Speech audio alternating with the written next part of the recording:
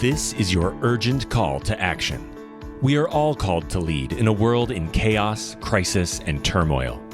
Join a pivotal global movement for change to transform the leadership crisis worldwide. Will you play it safe, or will you wake up, step up, and speak out? Like Nelson Mandela did for South Africa and the world, we need a radical new way to think, act, and lead, leading boldly into the future. Join host Ann Pratt, a Harvard Fellow and multi-awarded businesswoman, and unlock the best version of yourself to revolutionize leadership with what the world needs now.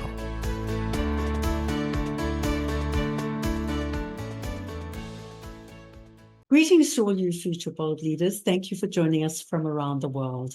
My name is Ann Pratt. I'm formerly from South Africa, and I relocated abroad to attend a Harvard Advanced Leadership Initiative Fellowship in beautiful Boston in the United States of America. Today, our thoughtful bold leader joins us from Nairobi in Kenya. He was raised in rural Cameroon. He is a multiple award-winning environment and development policy thought leader, author, and keynote speaker. He holds multiple and notable credentials from the universities of Nottingham and Harvard. In 2023, he ranked in the top 50 global thought leaders on sustainability. Currently, he is the United Nations Environment Program Head of Global Environment Monitoring Systems. Previously, he was their Deputy Regional Director for Africa and Climate Change Coordinator for the continent. He has led climate resilience strategies and more than 100 innovation projects promoting climate action. He founded the Innovation Volunteerism Mentorship Program, which has inspired thousands of youth on the African continent to turn their passion into profits and environmental challenges into economic opportunities. Stay tuned as he shares with us his love of color, bright colors, and the meaning they convey, his rural childhood, innovative volunteerism, the antidote to disenfranchised youth, and how one can leverage traditional systems to drive innovation. We warmly welcome an African compatriot and friend I admire, respect, and applaud, Dr. Richard Munang, and welcome to Leading Boldly into the Future. So, Richard, thank you so much for joining us from across the oceans today. I'm super excited to be having this conversation with you. Thank you. Thank you very much, Anne, for having me. It's a great pleasure. Wonderful. I'd love to begin. You are passionate around the environment and the climate and the prospects for meeting this moment. Could you begin by sharing a little bit about what is your view around the current state of the environment and the planet? Yeah, thanks again, Anne. I mean, the world is it's on a red alert. We have the COVID crisis that came and actually pulled back a lot of gains that have been made by countries, especially developing countries and Africa for that matter. And then the Ukraine-Russia war that saw inflation rose to levels never seen before, about 12.12% in the continent of Africa here. And then a lot of people went back from the progress they've made. They went back to poverty. They slipped back to frustration, and others are developing mental health. So when you put this together with a changing climate and ecological degradation, with pollution, killing over 9 million citizens across the entire world, and over 700,000 in the African continent, we need then to look at things differently. And I think when you put environment, because environment is not just about climate change, it's health. Sure. When you pollute the environment, you are causing death, you are causing sickness in humans, and a sick human being means your workforce is actually going to be affected.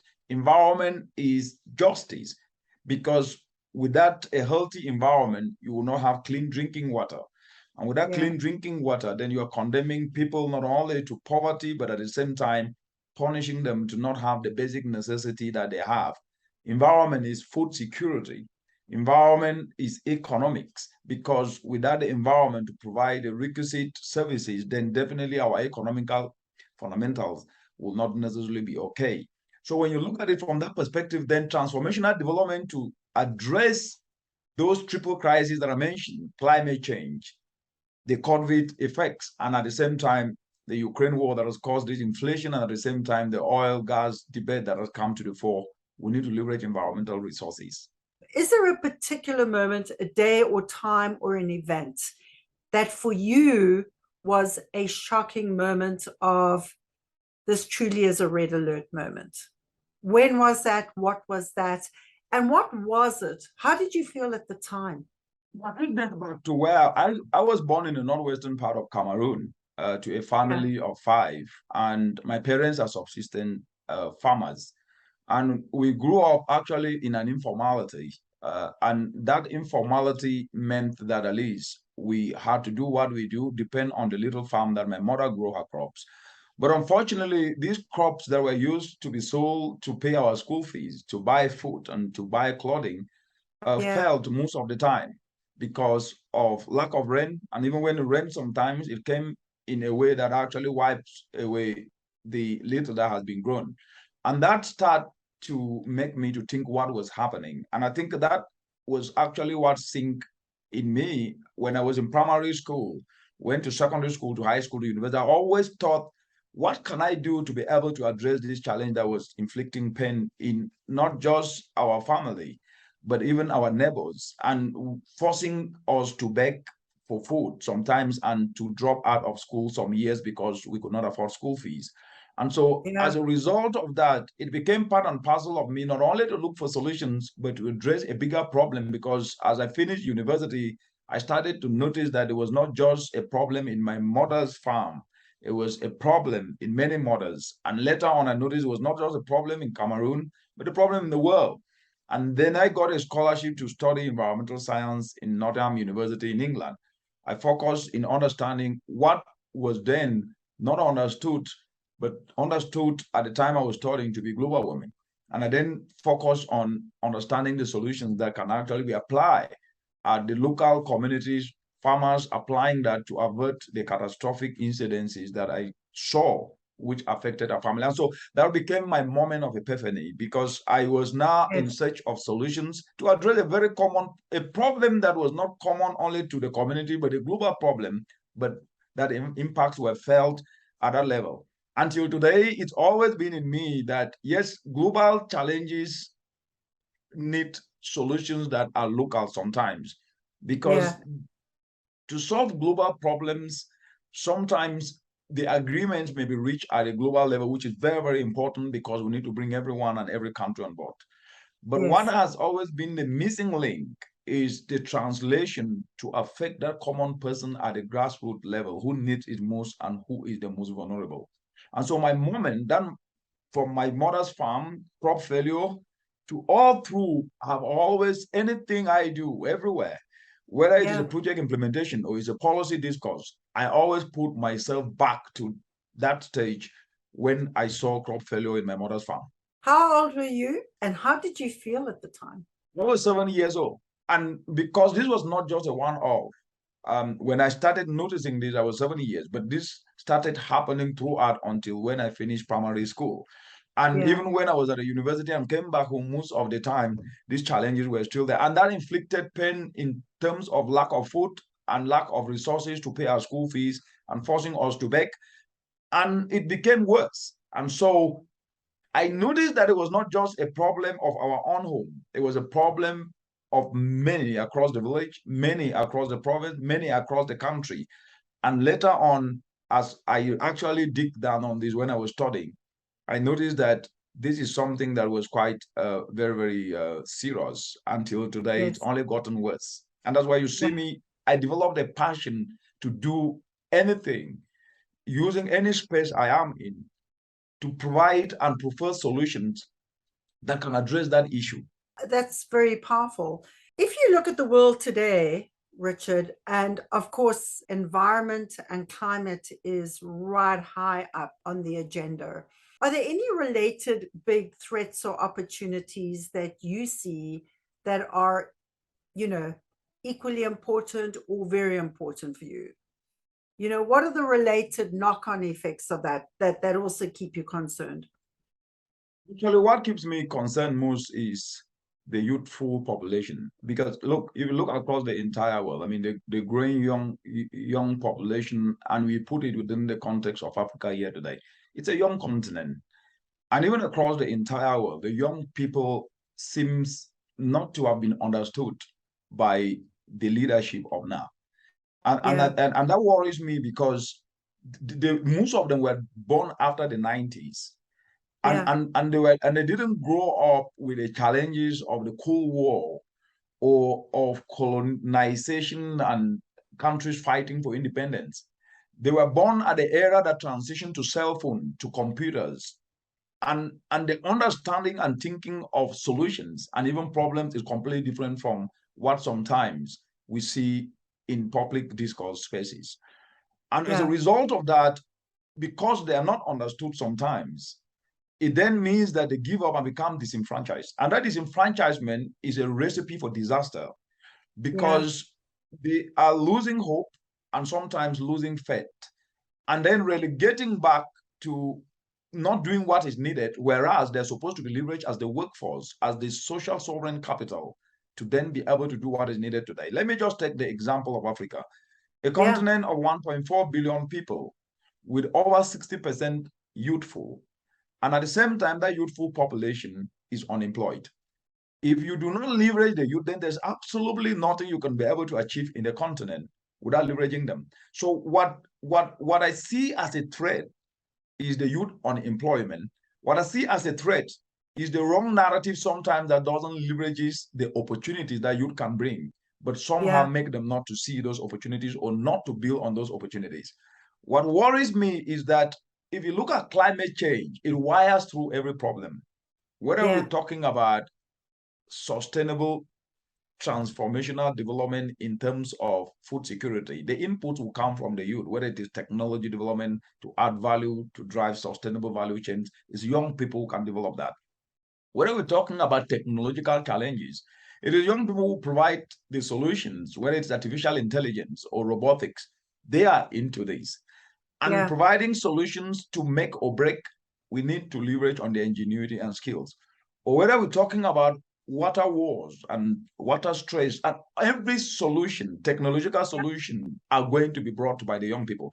But I don't see them being made to be at the center. They force themselves most of the time to be at the center. And that is a problem. Not all of them have that opportunity to be brought to the center. And because not all of them have that opportunity to be brought to the center, the few that get in there may not have the critical mass to be able to cause the transformational change that can happen. It therefore means we are losing opportunities, we're losing knowledge and new ways of doing things, creative thinking, and we're using that breath of fresh air that can solve the monumental challenges that the world needs now. Yeah.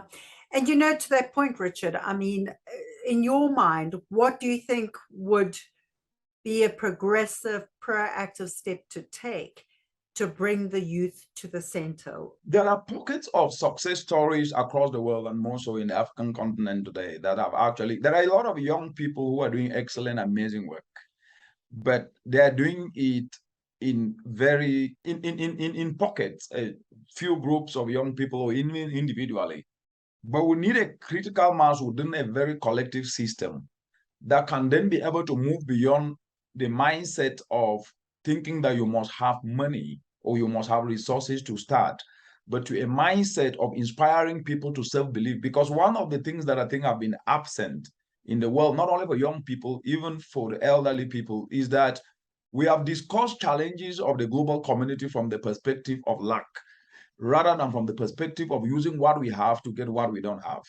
And that have then dissuaded and discouraged a lot of people to sit back when they don't have the opportunities. And what we have done is, how can we be able to leverage on the passion? Because money cannot buy passion and money cannot buy dedication. An inspired human being and a passionate human being can be able to do wonders. Because if you throw trillions on someone who is not passionate, nothing will happen. But you give ideas to a passionate person, he can be able to move mountains. And it is based on this simple premise that the idea of innovative volunteerism was born. It was born from the perspective that how do you address challenges of over 900 million young people who don't have opportunities? No amount of project with money will be able to solve that. But you can then be able to have a common framework in which each and everyone brings his or her talent, but get that talent turned into a skill and that skill turned to value. By doing what we did was inspiring them through lectures, through guidance in frameworks which we created, and using social media to ensure that at least a young person in Uganda who has knowledge of turning agricultural waste into fuel briquette can be connected to a young person in Ghana, to a young person in Zambia, to a young person in Chad. And we created an incubation hub that has resulted today in not only developing these clean solutions of waste to briquette, developing clean energy solutions like solar dryers for mothers to dry their vegetables as they make money and solve community problems. But we've created a critical mass of climate action solution providers who today are creating their businesses out of this. And it is a process that is now helping to inspire more young people who are now learning from those experiences. And what is needed as a result of that is that there is a proof of concept. We now need policy incentives, physical incentives that can then help young people to then be able to take this to the higher level. I think this is the best way to build solutions so that at least we can engage broader scope of young people, but ensure that at least they take charge of what they do, but do it in a way that solves economic problems, environmental problems, and social problems. So what is your definition of innovative volunteerism? It's a very simple idea of engaging. It's a tool that leverages on the passion of an individual. So for example, if Anne is passionate about journalism, of telling stories, what Anne needs to do in the process of innovative volunteerism is how do you, because you already is a professional in journalism or have expertise in journalism, start to tell stories of solutions that help a mother in a village in a way that she sees that she can be able to put food on the table. And that story you are telling is now moving beyond just news, but to now a solutions-oriented approach that can help inspire that mother to move away from depending on charcoal to depending on a clean solution like fuel briquettes that reduces indoor pollution, saves some money because it is cheaper, and at the same time ensure that there is no pollution choking her lungs and killing her kids. If it is a young person who has done carpentry, how can that young person be guided so that at least you start developing his passion now to start making solar dryers rather than just being a carpenter, to be zinking and roofing roofs, but move that passion that he or she has with a skill he or she have got to apply it in developing a solution. So the simple definition of innovative volunteerism is inspiring people to turn their passions into profits as they solve problems through the environmental lens and create businesses, but at the same time put money in the pocket and food on the table. That's a wonderful concept, Richard. I'm just curious about the word volunteerism. I wasn't clear on what that meant. The logic of innovative volunteerism and the logic of volunteerism is completely different. If you look across the entire world today, and I've argued this so many times, the multiplicity of the challenges we have will not be solved even if we were to have all the resources that are needed. It's people who drive solutions.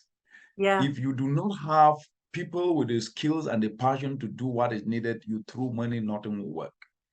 But at the end of the day, it is the individual that can voluntarily volunteer his or herself to do something.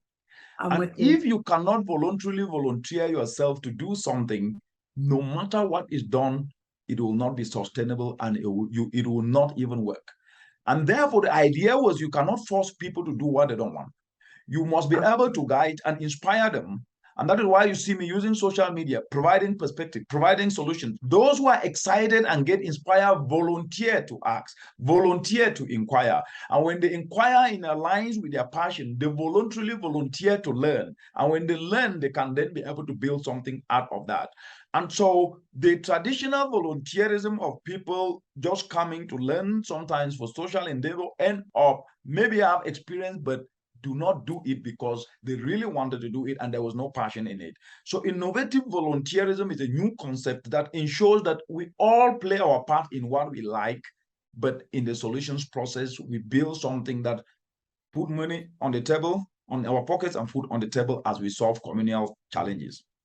I love it. So it's about volunteering to act, to learn, and to lead. Absolutely. And to fueled by then in the process, correct. And turn passion into profit. I really love it. To what extent has this, energized people on the African continent? Do you have any numbers around that? How well is this movement doing, and how many people have taken this call to action? Absolutely. I mean, it's a beautiful question. I think over 10,000 young people have picked up these ideas, and I'm talking those who are actually doing something, because one of the myths that have been projected for over 60 years that I actually think it's a big problem that is not discussed across the entire world is that there have not actually been discussions around what can we do with what we have, not what we don't have. Yeah. There have not been discussions on we can only get what we don't have by using what we have. And I think this very simple premise that sounds somehow simplistic, it's a very big way of doing things that actually have not been championed to make people understand. And so they've always been that kind of misconstruing of reality from the perspective that if you are not supported first, you cannot do something. Yeah. And that this is a disabler and dissuade. It doesn't inspire. And so you will see well-to-do young people who are talented, energetic, passionate, but get shut down by that belief that they cannot start because they are not supported. Whereas is the opposite. That you can start to help a mother even understand how she plant her maize in her farm. To learn to do that, in the course of doing that, you might be able to just understand that the waste that come out of that farm, whether it is maize cobs or whether it is cassava peelings, can actually be used to turn to back fertilizer. And as a result of these, I took almost 2 years trying to explain these through academic lectures, university lectures, secondary school lectures. As we were doing this, we were practically showcasing on the ground in Uganda, leveraging the local structure of the Buganda kingdom, which have over 12 million people. And the reason for doing that was that these local structures in the continent have not been leveraged to drive transformational environmental solutions. But whereas the local governance structures have immense powers in terms of the fact that the king of these kingdoms, once he says everybody should move away from charcoal to briquette, everybody takes up. So it's a policy. If he says everybody should move away from using chemicalized fertilizers to using organic fertilizer, everybody picks that up. And when we engage them, we were bringing solutions, environmental solutions of clean energy, solar dryers, fuel briquettes. And the idea was we want to engage young people to showcase how this works. And when we engage young people to showcase how this work, it then fed into the kingdom, which then in Uganda today, everybody is using nature-based solutions. And the youth there have actually picked this up, and they are now helping to train youth in Kenya, youth in Ghana, youth in Cameroon, and the youth in Nigeria are helping to train youth in Ghana, helping to train youth in Zambia. And why I'm bringing this up is that because of what has actually been there before, that people cannot do something if they don't have what it takes to do in terms of money. It's a process because we are actually trying to reshape mindsets to see that opportunities will come when you start with what you have. And that is an opportunity because you are not de-risking yourself so that investors can invest in you because you can prove that you've done something with very little. And I think this is the best formula that can actually make everybody to know that he or she has something to offer.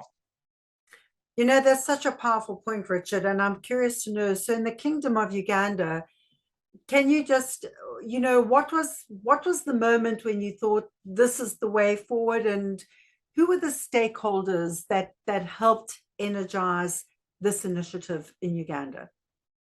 Actually, growing up in the small village of Jinko in the northwestern part of Cameroon. I grew up, it's an informal setting. So to be very honest, up to 80% of the entire continent is in the informal setting. The informality of the continent is from the perspective that most people live in rural areas.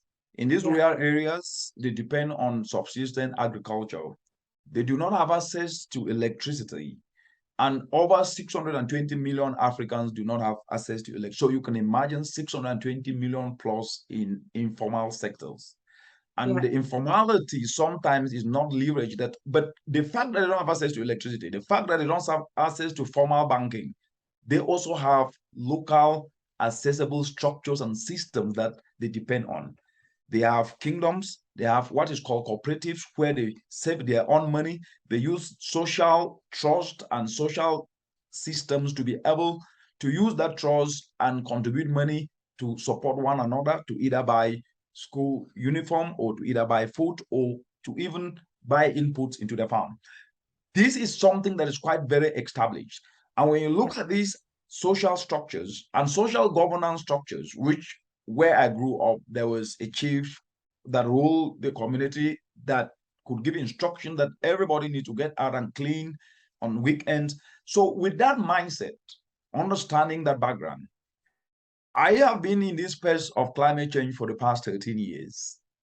And I've always asked myself, the discussion about this informal leverage of systems have never actually been at the forefront.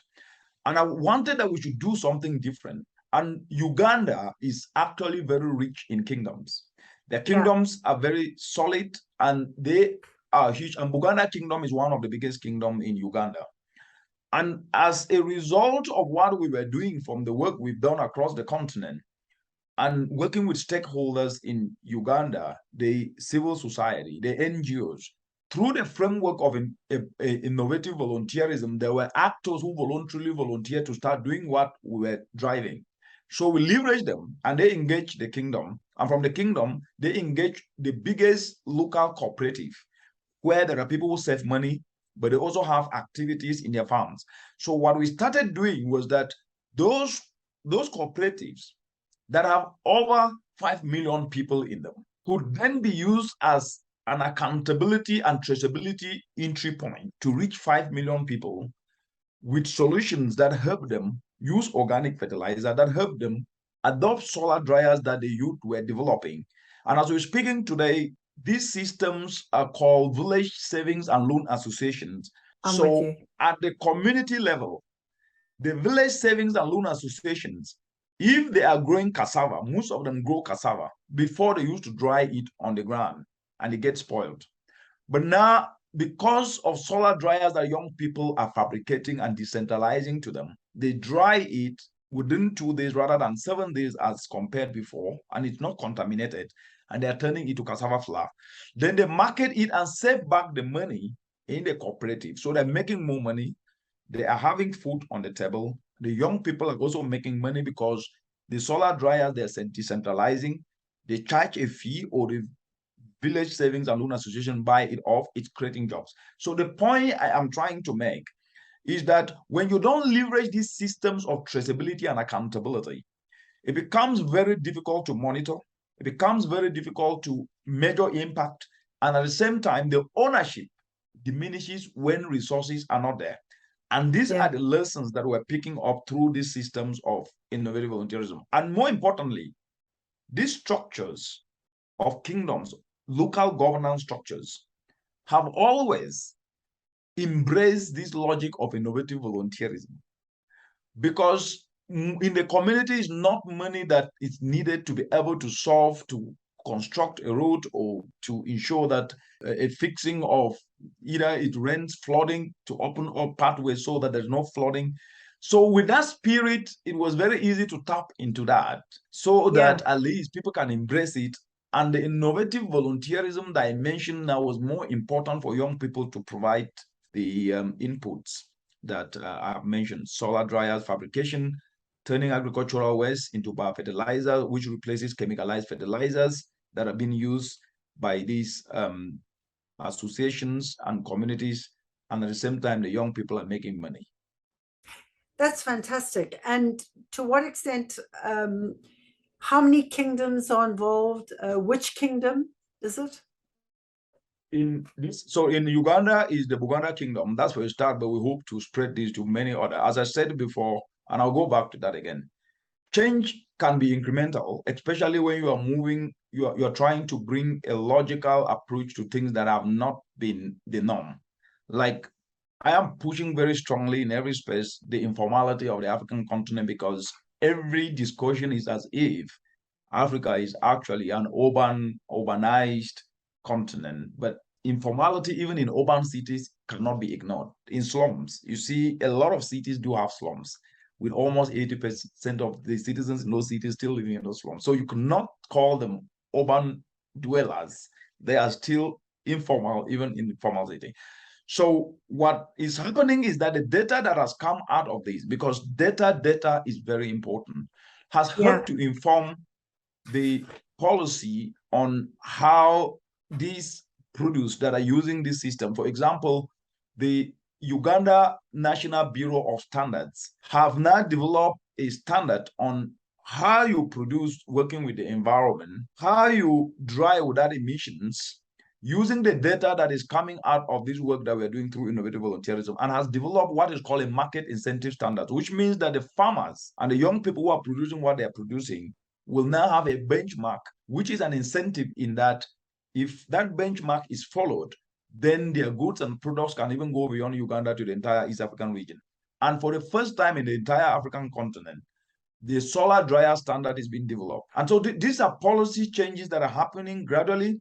And then at the same time, in Nigeria, in Nasarawa State Emirates have picked this up. So because you asked how many kingdoms. So we have the Buganda Kingdom. So in West Africa, in Nigeria, the Nasarawa State Emirates picked this up, but did it in a different way. Gather young people to be trained to turn agricultural waste into fuel briquettes and fertilizer, and develop solar dryers, which are now decentralized to help women dry their cassava. But more importantly, I've used those young people to train other communities and other families so they can produce their own briquettes from the waste. And this data has helped inform the development of a school curriculum at the university level in Nasarawa State University, which means that these pockets of successes of climate entrepreneurship in terms of developing, turning waste to fertilizer, to briquettes to replace charcoal, developing solar dryers, will now be taught formally in school. And this course is called Climate Action Entrepreneurship. That's fantastic. So about 10,000 people are engaged in these initiatives right now. Right. Yeah, and it's remarkable the work you're doing, Richard. I noted in your book, you also speak about Africa having been thought of historically as the dark continent. Around 2010, it was, Africa rising. Where do you think, and also coupled with that, Africa seems to have greater challenges in terms of global warming vis-a-vis the rest of the world. If you look at the kind of average rising temperature and global warming of 1.5 versus 2.2 to 2.4 in Africa in terms of projected trends, where do you think Africa is today? I think Africa of today is better than the Africa of the 60s, the 50s, the 70s, the 80s. And I have always argued that if we do not appreciate progress, we can never make progress. Because despite the fact that progress can be incremental, it also can act as an impetus to propel more progress. But when you look at the changing climate, as you rightly put it, Africa is warming fast as twice as the rest of the world. And we can see this in the floods, the droughts in the Horn of Africa, where over 22 million people don't have food. They've lost their cattle, their animals, that have costed them over $300 million US in just cattle. But when you look at the impact, just 2 weeks ago, Nigeria suffered the worst floods in all 33 states. So the lives lost cannot be quantified in terms of money. And when you look at this, I think this is now becoming a heavy burden for the continent, because resources allocated for health and education are now used to address droughts, to ensure that at least people can have emergency relief. to ensure that at least those who have been affected by floods can have, and this is putting the continent in an economic distress because then they have little physical space, and at the same time, with the climate challenge, the development challenge, it becomes quite very, very difficult. But this is what I think needs to be done. Every challenge is a disguised opportunity. And you don't waste any moment that you can seize an opportunity. A crisis should never be wasted, whether it is a climate crisis or it is the COVID crisis that came, or it is the crisis that is coming as a result of the Ukraine-Russia war. Let me start with the Ukraine-Russia war. The increase in wheat prices provided an opportunity for the continent to look to and tap into our own indigenous crops. Cassava is a crop that I've called it is the gold of Africa. It's And consumed sorry, by over Richard, 5. can you just explain what that crop is? Because I don't think everyone's familiar with that. Right. So cassava actually is a crop that actually is grown in the continent and mostly in the Sahel and some pockets of areas that are dry across the continent. But it's mostly grown in dry areas or in wet areas. And it produces a tuber that can actually be turned into flour, into cassava flour. It can be turned into cassava bread, into cassava cake. The leaves can actually be consumed by animals, and the stems can actually be used in the place of firewood.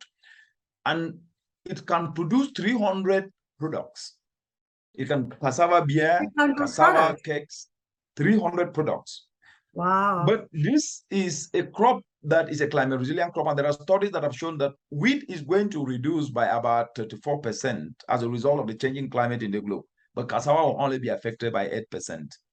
But more importantly is that leveraging cassava will be an opportunity because it has a global market of over 22 billion US dollars, but it's not being tapped into. It therefore means in the face of crisis, Africa can actually tap into this opportunity. It will not only be able to address food insecurity, but also reduce the depreciation of their foreign reserve in importing wheat when in the first place, their foreign reserves are quite very little because of the calamities of climate change. They're using their resources now to address these aspects, and just coming out of COVID, they are in economic distress.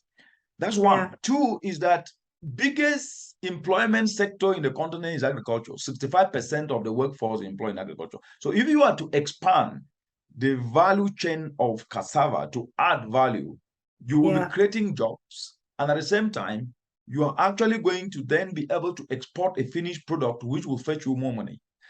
But this is what we've been pushing because it can address food insecurity, create jobs, and at the same time tap into the market of over 22 billion. The second aspect, which I think is very, very important because this was about the Ukraine war. During COVID, what happened was that the continent was being fed by the rural area actors.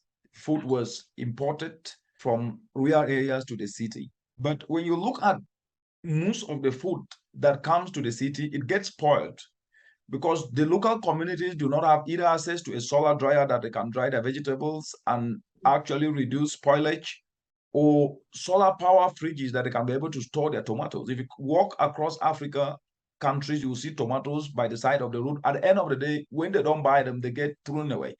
That's food thrown away. That's money thrown away.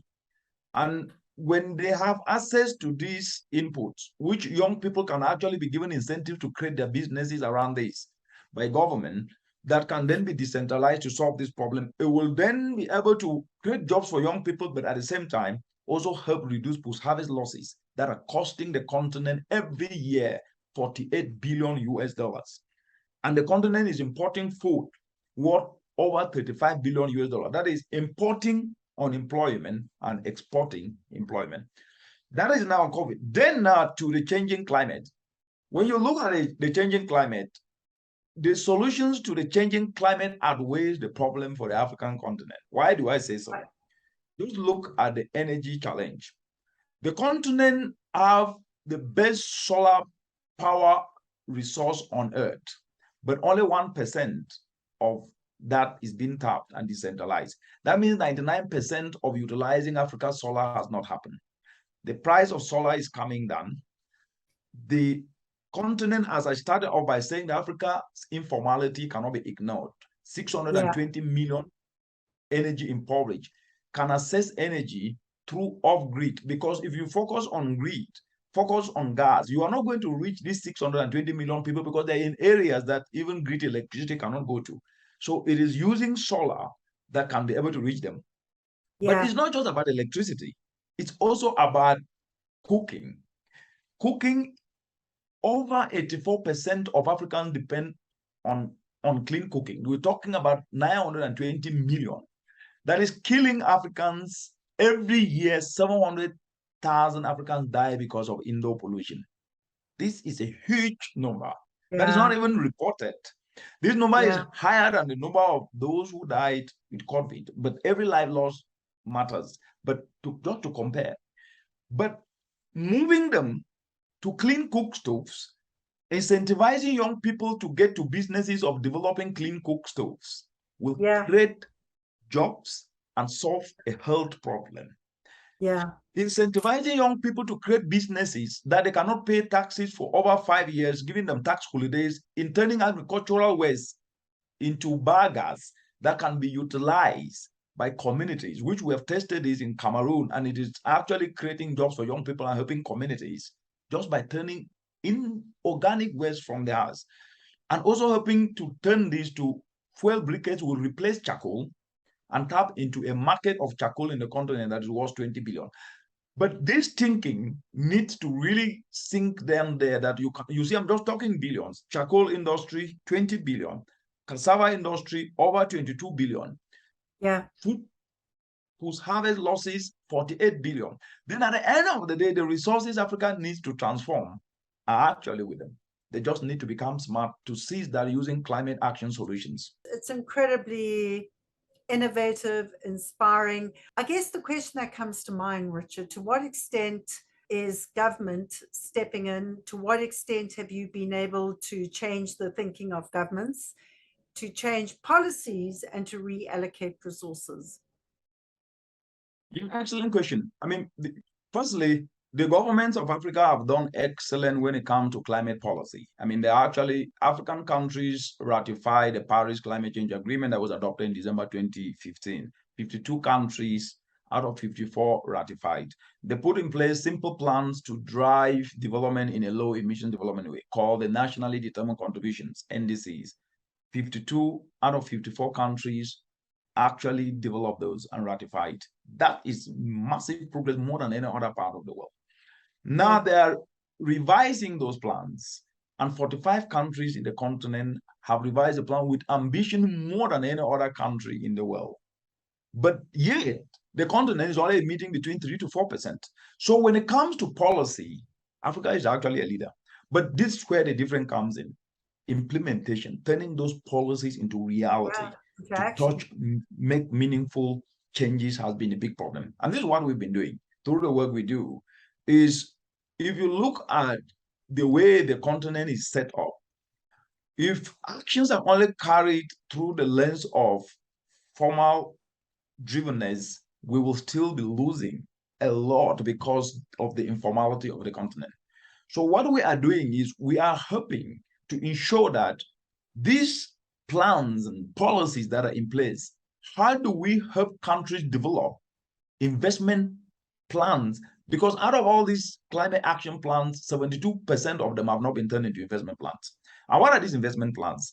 For example, every country have got sustainable agriculture in their policy. They've got clean energy.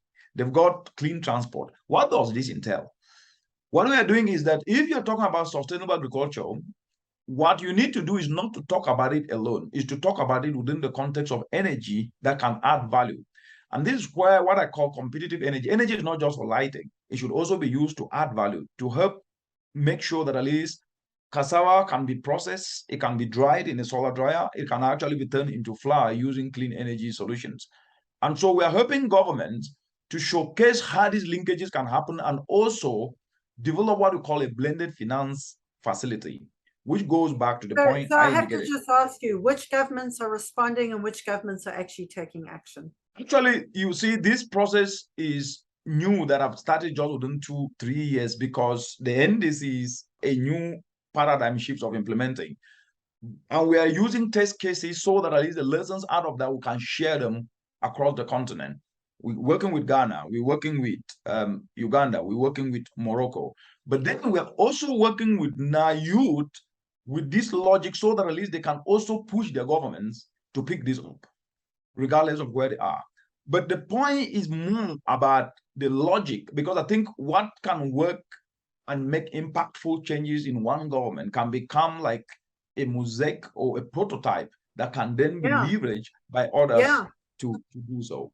And is there a government that is at the kind of cutting edge of that? And if so, which one? Ghana is quite ahead, and Uganda. But there are some governments that have actually moved ahead to do things in a way that fits into this, like Kenya. Kenya is actually giving tax incentives to people who are developing clean energy solutions. And this is the kind of logic that we're saying young people are turning agricultural waste into fuel briquettes. Kenya, in their finance bill of 2021, gave tax incentives, taking off VAT, value-added tax of 16% on any action that was resulting to clean energy solutions, developing biogas and briquettes. Most countries are doing this, but what we are saying is that's a piecemeal approach. You need to do it broadly within a holistic, transformational, connectable way that at least attract more investors. For example, we're talking about e-mobility, electric vehicles. A lot of investors are going to invest in a country that have actually put an enabling policy in terms of providing charging points across the country. That means that the private sector will not have to use money in putting up charging points of e-vehicles, but they can then be able to leverage what government has already done and bring in more e-vehicles. And government can also set up training institutions to train young people so that at least they can learn how to fix those e-vehicles. So you will see the enabling environment with little action catalyzing investment, and that is the kind of dimension we are bringing. The same in agriculture. Yeah, I was just curious. I'm curious to know, and I understand it philosophically, but I'm curious to know which, you made the point earlier that you need pockets of excellence and proof of concept to help motivate and persuade governments to play their part. It sounds like Ghana and Uganda are making strides, and Kenya has actually got some good tax incentive structures. So I was curious at a very practical level to understand which of these governments are making more strides, and how is that then shaping their economies and perhaps influencing other governments. Ghana is actually moving with a e-mobility, that's e-vehicles. They've developed an e-vehicle policy, and at the moment they are moving into how to put in place these charging points. So it's a process. Policy is a process, but they're moving in that direction. Then Uganda is working on developing the blended finance, which is how do you leverage local structures like cooperatives to address the informal and microfinance, and at the same time public finance, so that at least it can then de-risk the whole system to bring in private sector investment, so that a cooperative that can be able to afford a solar dryer and don't have a lot of money can actually be able to get money from a microfinance that the government instrument help to guarantee that in case of default, they can cover that up. That's the simplistic, logical way we are trying then to bring together. So local financial institutions engaging with micro financial institutions and the central bank and national banks, but with government playing the role of de-risking, and at the same time ensuring that those who also assess those resources at a very low interest rate. That's what we are developing. And these are 4 components. The first is working with local cooperatives, which are forgotten in the process of financing, but also linking them up to microfinancing to work together, because there are some outlays of financing that they cannot be able to handle, but they can get it, but not as individual, but as a structured group that can then be able to channel to address challenges on the ground. And more importantly, linking up to the big banks that can then be able to engage in heavy aspects like e-mobility, but with the government playing the role to de-risk and attracting investors to come in and fit into the process. Yeah, no, gosh, Richard, you've certainly taken on a remarkable challenge. Who've been your greatest allies in this process? The greatest allies in this process have actually been the young people. I think there has been a kind of a void that I've noticed, that at least they've heard the usual all the time, but they've not have that disruptive ways of seeing things done differently, not traditionally. And most of them, though it's taken some of them some time to come on board, most of them now are embracing these solution space because they are seeing that the traditional ways have not actually made any difference, regardless of how long they've stayed in that sport. And so they're picking that up. And not only young people in Africa, but even across the globe. I get reached out by young people in India. I get reached out by young people in Europe and even the United States, in Canada. They love what is happening. And now that question then is very important to ask, because what I've actually noticed, if you cannot actually show something, which means that you have to belabor a lot in the process to have a product, a lot of people might not actually trust what you've been saying. And so what I want to say is that the young people embracing and getting to be part of this process and giving their testimonials have been not just inspirational, but a motivating aspect that has kept me going. That has kept you going. I love that. And actually, on that note, Richard, I did see all the wonderful birthday video that was put together for you by so many of the young voices that you connect with. And I felt, you know, their love and admiration for you. So I could only imagine when I was listening to it that in and of itself is a great fuel for your purpose and passion. You know, in your book, you also alluded to some of the challenges of Africa, but also some of the great voices and leaders of Africa. And of course, we have the late Kofi Annan, the late Archbishop Desmond Tutu. We have Nelson Mandela. What for you has been a Mandela moment for you? A moment, a specific event, watching a film, reading a book, you know, meeting him. What has been a particular moment for you that stands out in your mind when Mandela's example inspired you, shaped you, or helped you reflect in some way? The aspect of seeing communities start to believe that they can use their local structures to drive their own funding, because I think one of the biggest challenge has been that of lack of self-belief sometimes. And so the fact that you have the ideas and the knowledge, and you keep pushing these ideas, and there's always this language of there's no money, there is no money. Of course, it's true, there is no money. But when people finally believe that we have what it takes, no matter how small it is. This was when I was in Uganda, and I met these great, amazing mothers who were saying that they don't have money. And when I explained to them how they can use their cooperative, which is called PEOSA, and it is one of the biggest cooperatives in the Buganda Kingdom, to be able to leverage little resources to invest in clean solutions to add value. And I could see them saying they have never thought of that. And I went back again after 2 months, and they were singing and showing me how they have dried their cassava as a result of accessing a solar dryer and saving more back. I felt so proud and excited. And that was my Mandela moment, because I could see the connection of young people bringing a solution of a solar dryer. I could see the connection of a communal structure being leveraged to assess finance. And also I could see the solution of mothers in the community self-believing that they can self-sustain. And that was really something that was quite very, very impactful. And it gave me that hope, and that we can be able to do this, so that at least as we connect into the global architecture, the continent can actually be bringing solutions that are relatable to people in the informal sector. Like I said, the informality of the continent seems sometimes forgotten. But when I see the informality, the informal sector rediscovering themselves to bring solutions that can be copied elsewhere, That was my Mandela moment. And for you personally with Mandela, I mean, your own connection with Nelson Mandela?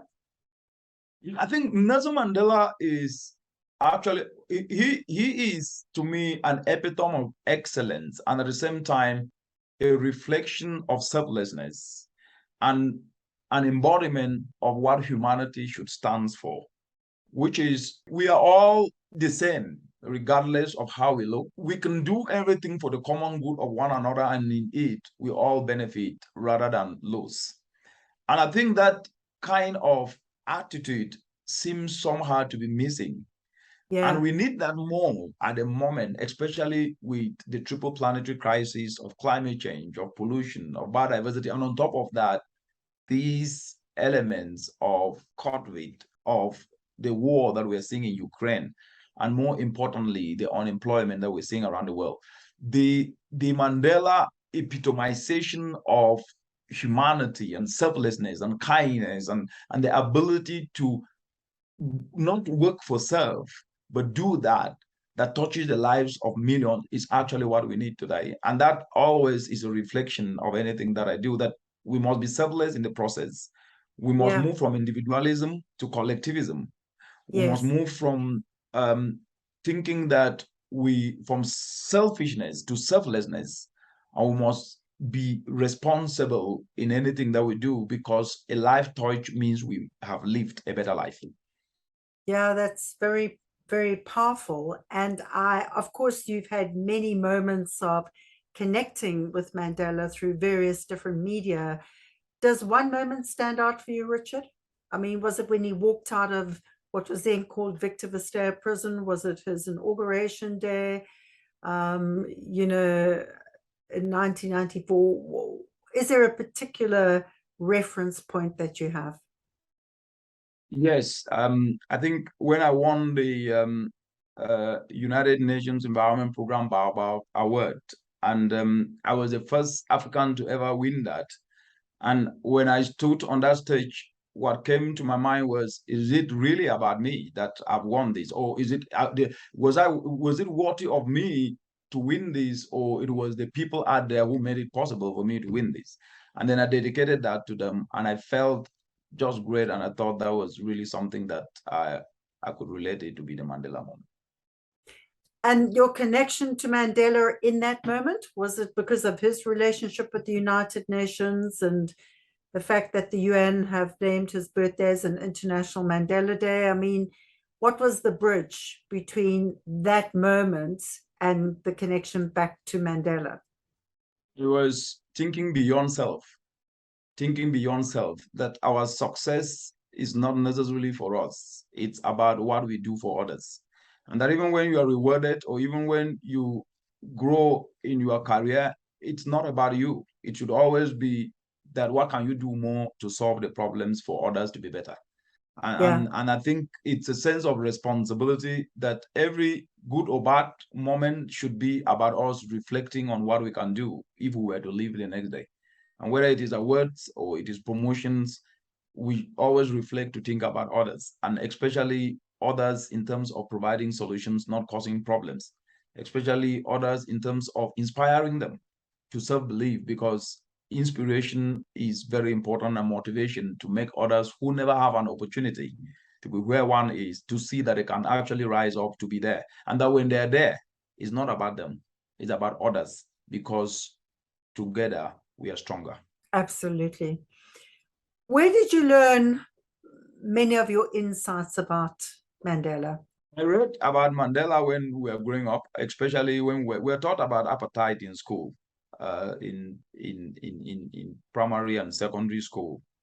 And the understanding of who Mandela was, because he was a hero, an icon that everybody knew when he was released from prison. The fact that he was in prison for 27 years is quite mind-blowing, that everybody started to ask, how can a human being be in prison for 27 years? And even when we were taught about this in school, so we actually got, excited to understand. And so I read about him to understand his life and who he was and what he stood for, and also to understand what was driving him throughout all those tribulations. And I think it actually became an inspiration. And actually, in the books that I do have, I have a book on Mandela, which I always go back to read. Which one? The autobiography of Mandela. The Long Walk to Freedom. A Correct. Long Walk to Freedom. Yeah. The Long Walk yeah. to Freedom, yes. And just out of interest, I'm curious. So when do you pick up that book? When do you draw on the book and the insights?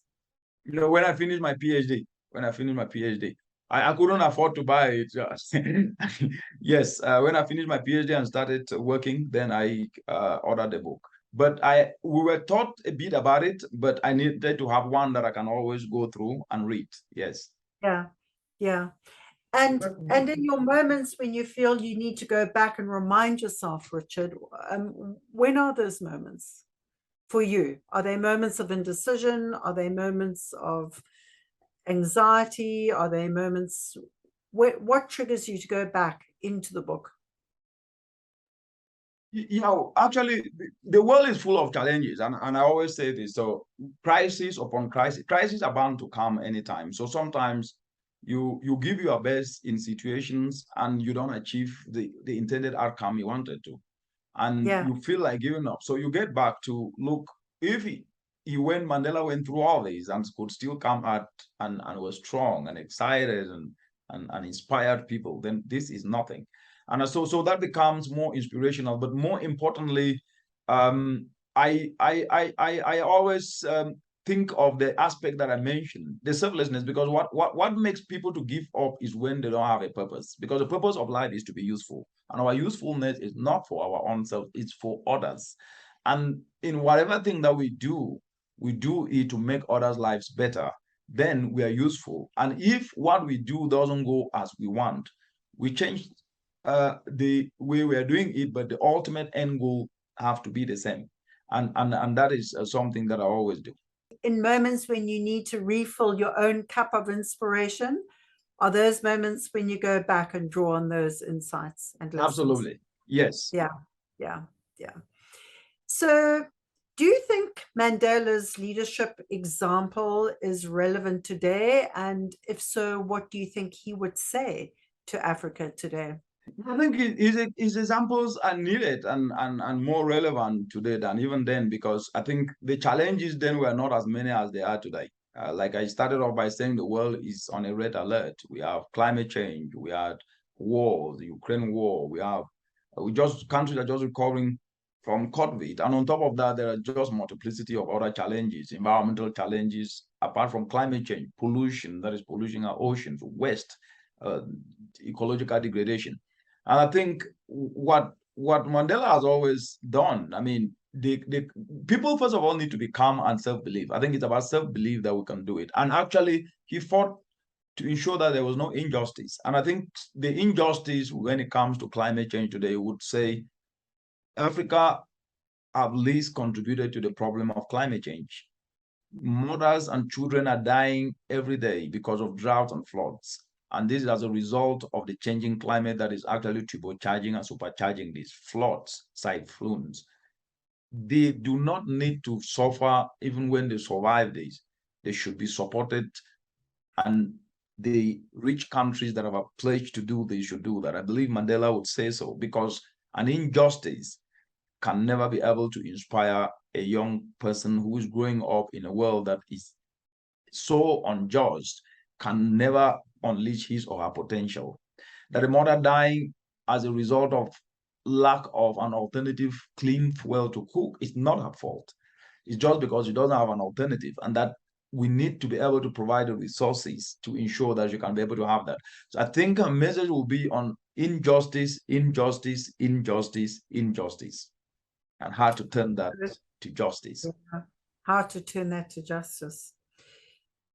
So in the work you're doing, and based on your experience across the African continent, and of course you work, you know, within a global community within the United Nations, what do you think would be one first step to turn the injustice into justice? The first step is inspiration.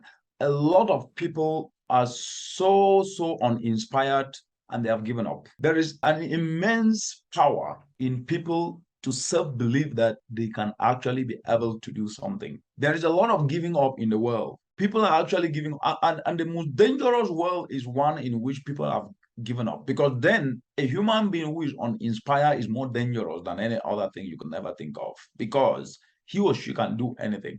And on top of that, that is a loss to the world, because the biggest capital is sovereign capital and is human capital. To inspire people to self-believe doesn't need that much. It's about transparency. When we say we do things, we do them.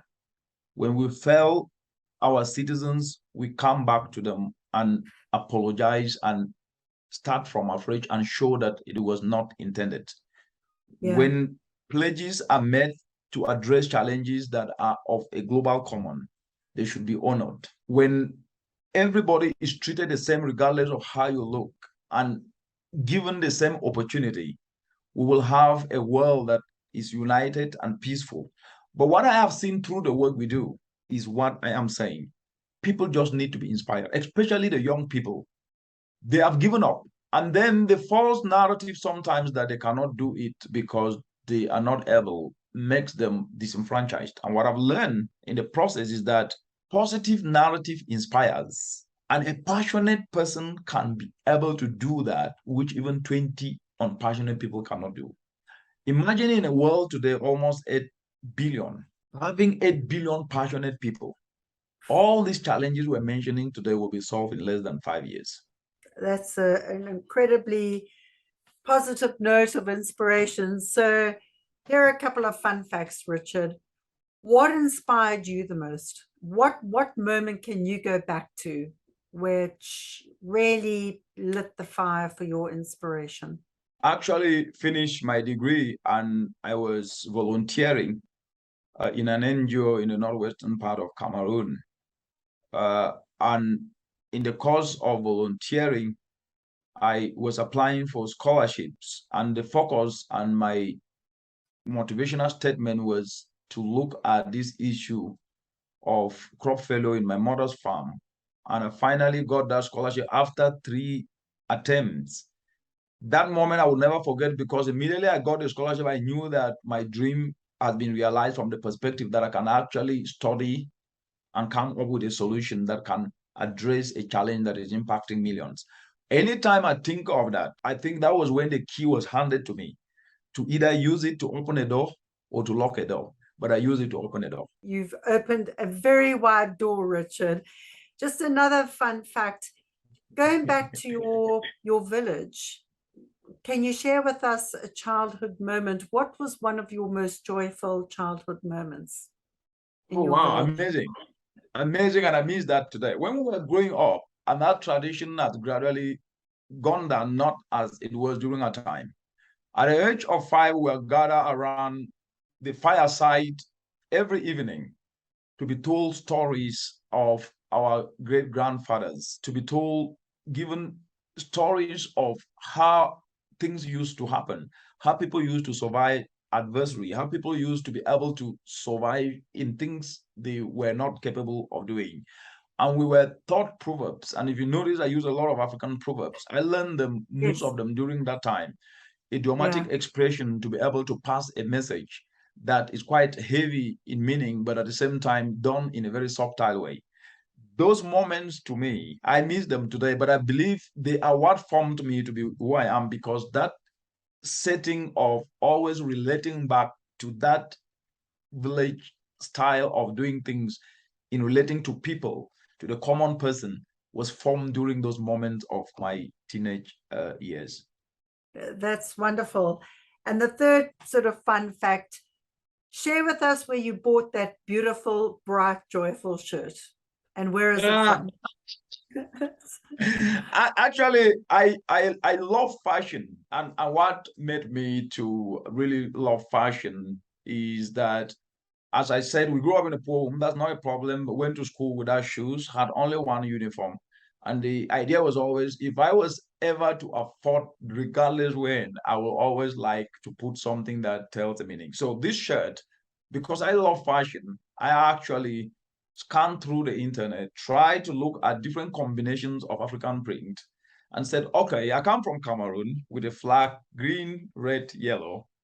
I would love to do something that represents the flag of the country, but also represent a kind of a traditional dress from where I come from, the Northwestern, they call it Tongo. So Tongo is a traditional wear that comes from that particular region.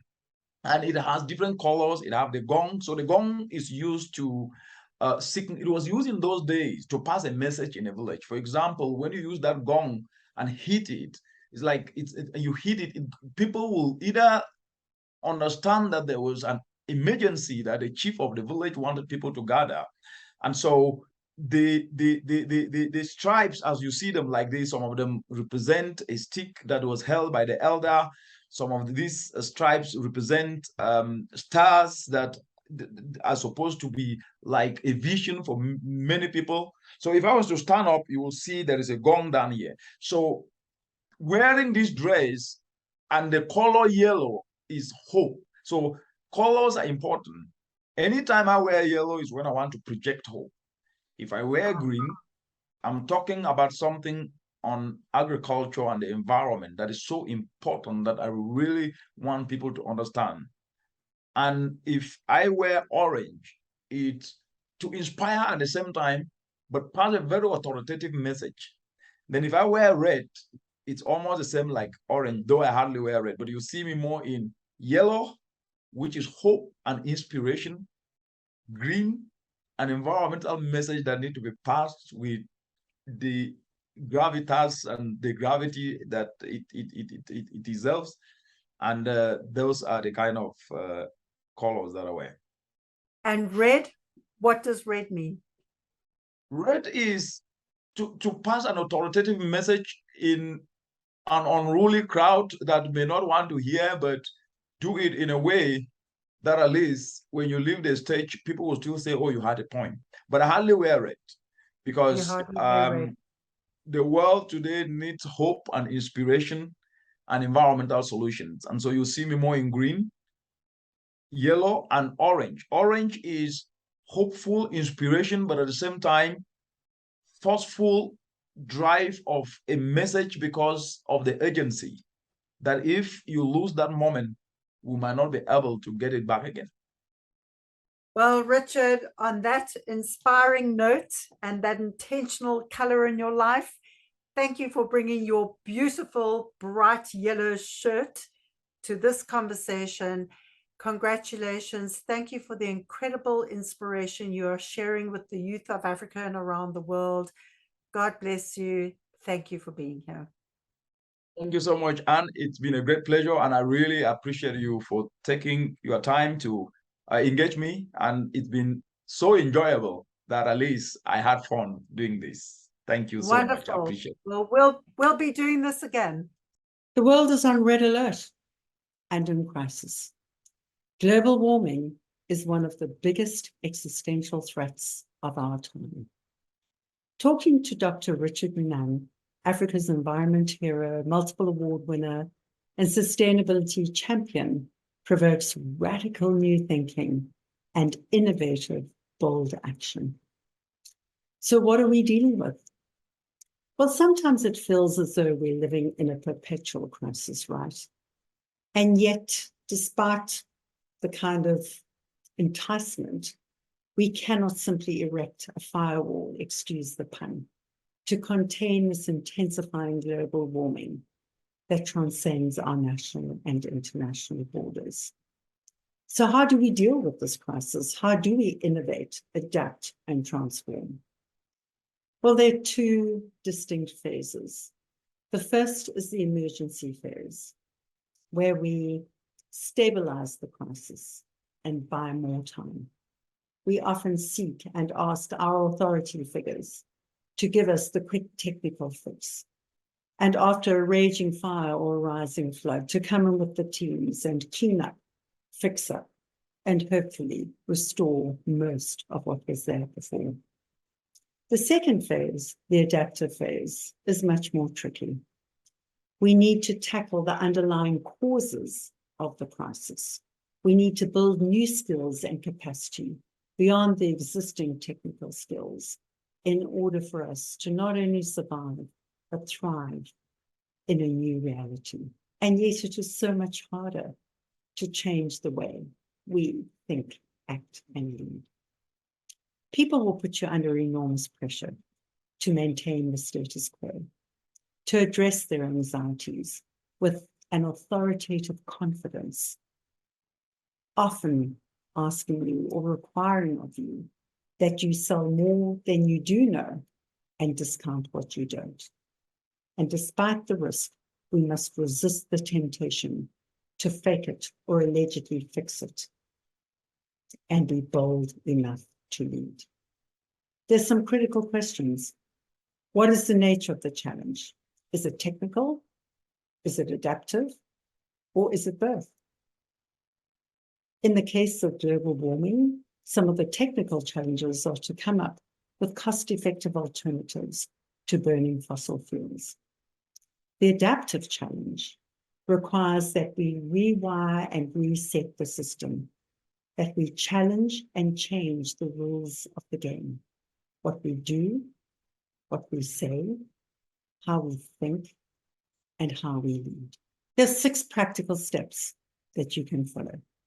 And in fact, Richard has applied all of these 6 steps in several innovative projects across the African continent. Firstly, experiment. He created an incubation hub. Secondly, you need to foster adaptation and balance competing demands. In other words, excel at old practices like subsistence farming while practicing the new best practice like new clean energy solutions. Thirdly, you need to embrace disequilibrium. It is good to feel uncomfortable. Stability is a liability, not an asset. If there is no crisis, there is no urgency and no change. Number 4, it also requires that despite the disequilibrium, we need to manage and moderate the heat. We need to create discomfort, yes, but we need to produce a productive zone of disequilibrium.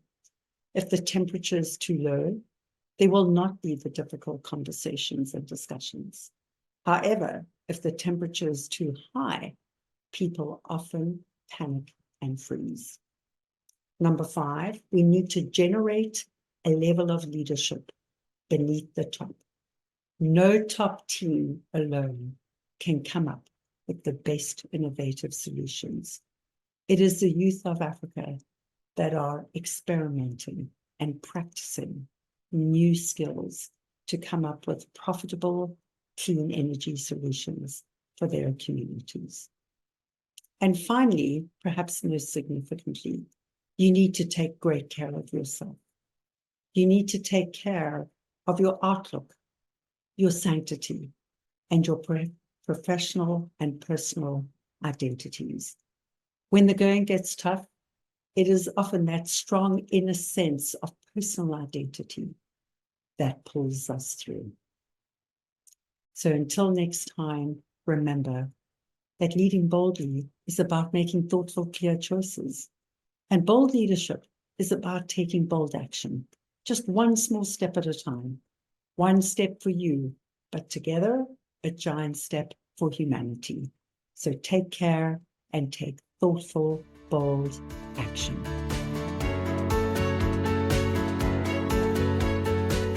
Thank you for listening to this episode of Leading Boldly into the Future.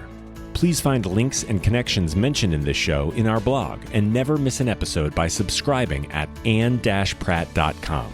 That's ANNE-PRATT.com. May these insights from inspiring industry leaders, remarkable disruptors, and courageous champions of change bring forth a brand new you, emboldened, empowered, and ready to inspire hope.